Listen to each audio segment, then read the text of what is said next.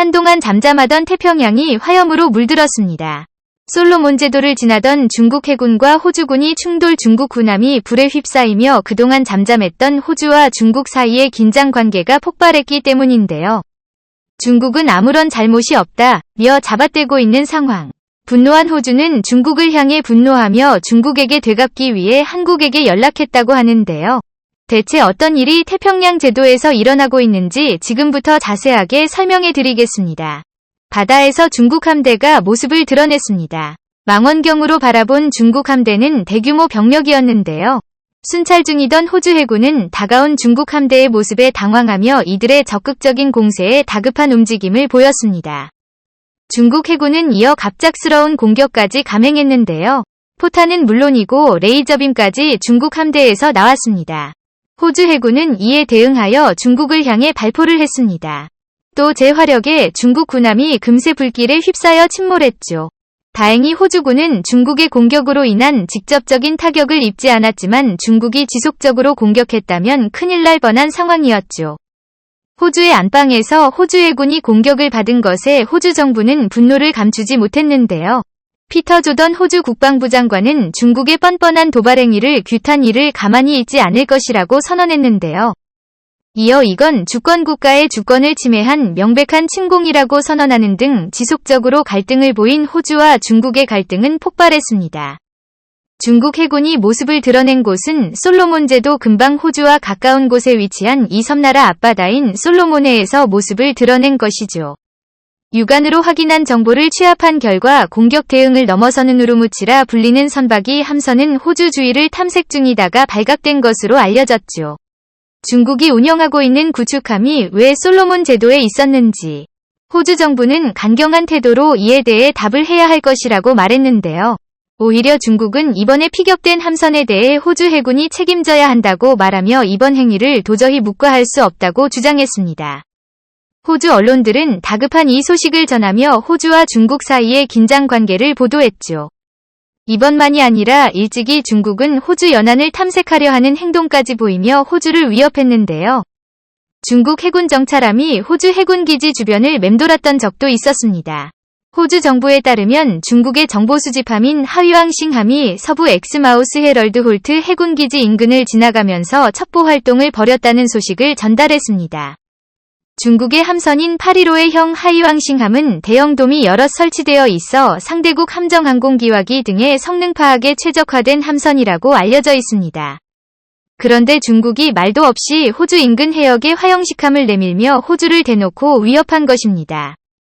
대만 해군사관학교 교관 출신 군사전문가 루리 씨는 한 언론사 인터뷰를 통해 중국은 지속적으로 호주를 감시해왔으며 이번 활동 역시 처음이 아닐 것이라는 분석을 내놓았죠. 해군과 다르게 호주 공군에 대한 공격도 한 차례 있었던 상황. CNN 보도에 따르면 호주 국방부는 중국 해군 함정이 호주 공군 피파레이드점 조개계를 향해 레이저빔을 쏜 모습을 공개 우주비행사를 물리적으로 위협했다는 사실을 공표했죠. 호주 북부와 파푸아뉴기니 남부 지역을 지나던 초계기는 중국 남해함대 소속 호페이함으로부터 불의의 습격을 당했습니다. 조종사는 이번 레이저빔 공격으로 인해 통증과 경련을 호소하며 레이저빔 공격이 치명적이었다고 보고했는데요. 스콧 모리슨 호주 총리는 더 이상 참을 수 없다고 말하며 솔로몬 제도로 호주 해군을 대량 배치 중국군의 침범을 완전히 배제하겠다며 나섰습니다. 우리낄 수 없는 강을 건너버린 두 국가는 경제전쟁만이 아니라 진짜 전쟁으로 치달을 가능성이 높은 상황. 이제 국가가 처음부터 관계가 엉망이었던 것은 아닙니다. 오히려 호주는 중국과 우호 관계를 쌓아섰죠. 한때 호주는 중국에 의존을 많이 했던 국가입니다. 호주산 자원 구입에 큰손이었던 중국은 막대한 자원을 사들이며 호주 경제에 큰 보탬이 되었죠. 과거 원자바오 총리 시절 호주 총리인 존 하워드 총리는 호주가 중요한 관계를 맺고 있는 나라 중 중국만큼 큰 변화를 가져오는 국가가 없다며 중국을 칭찬했죠.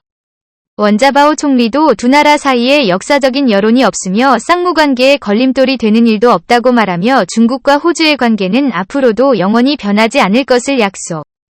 호주산 우라늄을 중국이 대규모로 수입했죠.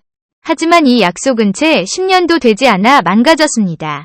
2018년 중국 기업의 호주 5G 참여 금지로 시작된 두 국가의 갈등은 불안한 기원이 중국에서 비롯되었다는 스콧 모리슨 총리의 발언으로 극대화되었죠. 중국도 호주 총리의 발언에 가만히 있지 않고 호주산 육류 수입을 중단 호주 산보리에 대해 반덤핑 관세를 부과하면서 본격적인 무역전쟁이 벌어졌죠. 호주 중국 대사관은 호주 언론을 불러 규제의 14가지 대중정책을 적은 문서를 전달하며 관계 정상화를 위해 호주 정부가 정책을 시정할 것을 당부할 정도였습니다. 호주는 오코스 설립을 통해 중국 정부와 대립하면서 군사적 충돌까지 감행하는 모습을 보였죠.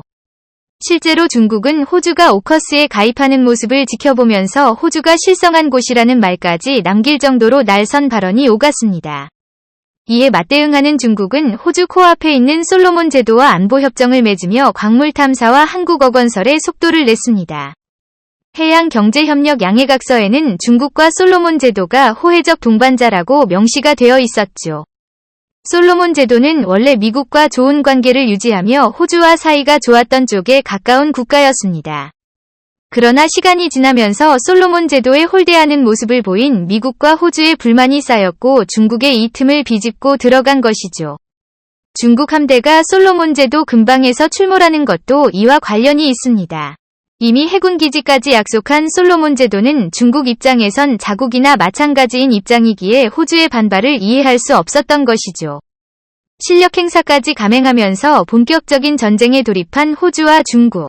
스콧 모리슨 호주 총리는 우선 샤오첸 중국 대사와의 면담을 거절 기존 호주 총리들이 중국 대사를 면담했던 것과 다르게 이례적으로 중국 대사를 거부하는 모습을 드러냈습니다. 이어 올코스 동맹에 가입된 미국을 움직이고 군비 확충에 본격적으로 들어간 것인데요. 여기서 호주는 놀라운 선택을 하게 됩니다. 바로 세계에서 각광을 받고 있는 한국 무기를 대량으로 계약한 것입니다. 이미 호주에서는 한국의 K9 명품 자주포를 수입하기로 계획. 2020년 중기 계획의 중요한 방산 파트너로 한국을 지목하면서 한국이 보여준 무기의 성능과 기동력에 감탄했다고 말하며 향후 있을 방산 산업에서도 한국의 참여를 권했죠. 2020 국방 구조 개혁 계획에 따르면 앞으로 10년간 국방비의 총액은 2,700 호주 달러 하나로 환산하면 약 230조 원에 달하는 예산을 책정해 놓았으며 내년에 23조 원을 국방비에만 투자하겠다고 밝혔습니다. 그 중에서도 육상 경기 중 가장 최고의 파괴력과 타격 수준을 보유한 한국의 K9 자주포는 일찍 호주의 눈에 들어왔고 이를 위해 호주는 자주포 생산자인 한화디펜스와 손을 잡고 호주 멜버른 중심가에서 서쪽으로 떨어진 질롱시 대규모 공장을 건설 중입니다. 현지 업체들의 대상으로 협력업체 사슬을 구성한 이번 공정은 한국 입장에서 매우 중요한 생산기조로 자리매김했는데요. 개인이 아닌 자주포만 아니라 결과에 따라서 레드백 장갑자도 생산할 수 있는 곳이기 때문입니다. 현재 독일 라인메탈 디펜스와 최종 경합 중인 곳으로 알려진 한국의 레드백 전차는 성능으로는 이미 세계 최고 수준으로 알려져 있어 호주에서도 관심이 매우 높은 기종입니다. 호주 언론에서는 가성비 면에서 타고난 레드맥이 최종 낙전받을 것이라는 분석을 내놓을 정도로 한국 무기의 신뢰가 높죠. 잠수함 역시 한국산 잠수함을 계약 물망에 올려놓고 있으며 국산 경공기 시장에서 맹활약을 펼치고 있는 FA-50도 호주 공군에서 지켜보고 있다는 소식이 호주 군사 전문지에 게재되면서 예산의 상당 부분을 한국 무기 구입에 쏟고 있습니다. 중국의 도발에 맞서 호주가 강력하게 무장해야 한다는 위기의식이 한국 무기 구입을 호주가 서두르게 만드는 요인이죠.